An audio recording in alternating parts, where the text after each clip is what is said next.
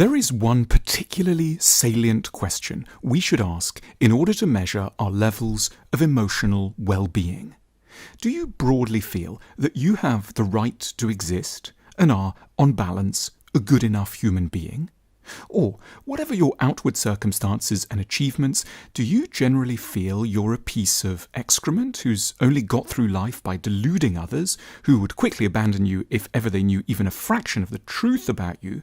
And because you're a liar, are you only ever 1 or 2 steps away from a feeling of deserved humiliation and catastrophe?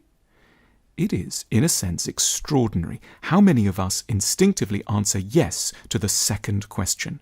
In other words, how many of us are alive without a sense that we have any genuine merit in walking on the earth? Suicide statistics say something horrifying about our societies, but the numbers on violent self-hatred, from which 1 in 4 of us are estimated to suffer, say something arguably even worse. If we saw a stranger being treated the way many of us treat ourselves, we wouldn't hesitate to call it wanton cruelty. An odd detail about disliking oneself is that one generally doesn't even notice oneself doing it. Realizing it would require a degree of objectivity about one's potential worth that one precisely lacks. Self-hatred can be too obvious to be visible. It's the default position and has been since childhood. One doesn't identify as a self-disliker, one just thinks one's a piece of shit. The feeling radiates its effects in a number of areas. If someone pays you a compliment, you immediately doubt their intelligence. When someone offers to love you, you wonder why they're so weak. When you're stuck in a frustrating relationship, at work or in private life, you stay, if necessary, for decades, because this is, after all, simply what you deserve. If you're promoted or are admired, you at once feel incapable and a liar. There's a voice in your head that accompanies you in all challenges and tells you you're not going to be able to do this, you're a moron and everyone hates you. If something appears to go well, you'll sabotage things brilliantly. You know just how to screw up job opportunities and drive away people who want to be kind.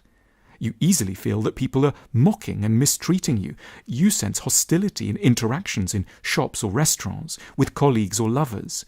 A lot of the time, you're in a paranoid frame of mind, out of a fear that the world might at any point discover, or has already discovered, what you well know about yourself, that you're a disgusting imbecile. Salvation starts with an obvious-sounding insight that should nevertheless be written in large letters across the sky. No one is born liking themselves. That is, there's a history to this, which you've been left unable to think about. It's only the soothing, enthusiastic responses of our earliest caregivers that can lend us any of the encouragement we need to carry on. Our sense of self is assembled out of the reactions of those who were first around us. We may not know anything about these people in conscious memory, but we don't need to. We can deduce everything vital by asking ourselves the very simple question: do I like who I am? You may not have the original mould at hand, but you can sense the imprint in the dough of your character. No one can survive the sense that they were a bore, a threat, an inconvenience, or a disappointment to those who made them. This isn't some negotiable point. If you are in this wretched camp, you get a prize for not having done away with yourself already. We can't escape a basic law. We are the only animal whose sense of being able to keep on keeping on depends on the welcome accorded to them by those who made them.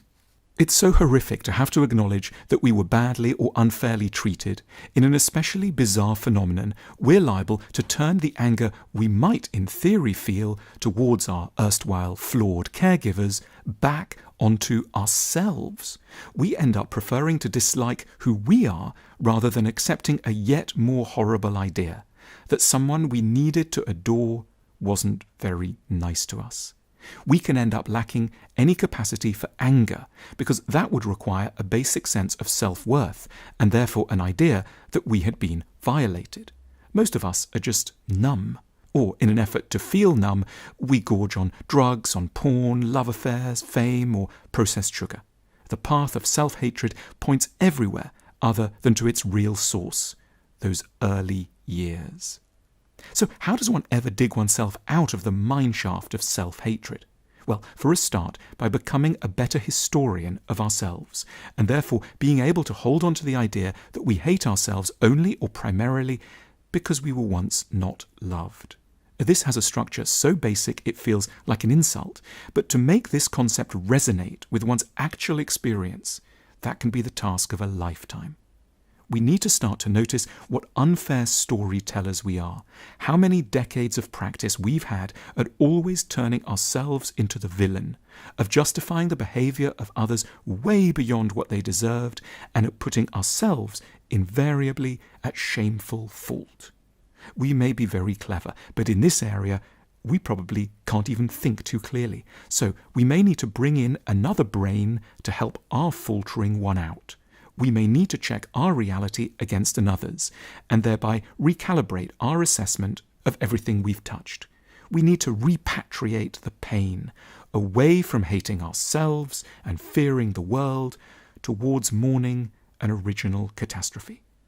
We may eventually reach a very weird-sounding insight, that we aren't exceptionally awful.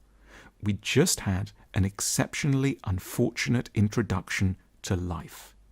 We need to learn a vital art from which so much else can then flow, that of being a little bit more on our own side. Visit our shop to give a life-changing gift. The School of Life offers a wide range of thoughtful, practical, and genuinely useful gifts designed to help us solve some of the most common and intractable problems of life. Click now to learn more.